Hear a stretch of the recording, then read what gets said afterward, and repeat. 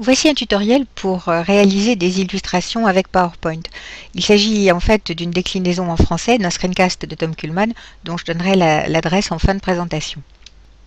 On a sous les yeux une vue éclatée d'un sandwich.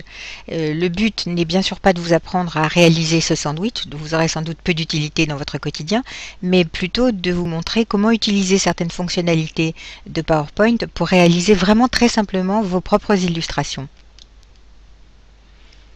Ce sandwich est en fait constitué de formes. On a des formes irrégulières comme le pain ici avec des coins arrondis et puis l'espèce de couronne en haut. Une feuille de laitue qui est également une forme irrégulière. Et puis ici pour le fromage et le salami, des formes toutes simples, à savoir le carré pour le fromage et l'ovale pour le salami. On va d'abord s'occuper de la tranche de pain. Donc le résultat à obtenir c'est celui-ci. Donc, il s'agit simplement d'utiliser les formes, en l'occurrence la forme rectangle à coin arrondi, voici.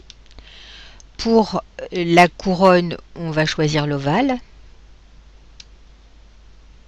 par exemple, qu'on peut bien sûr régler, monter, descendre, c'est peut-être pas mal. Voilà.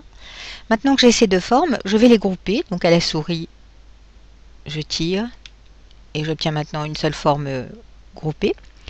Je vais utiliser un outil extrêmement pratique qui est l'union de formes qu'on voit ici.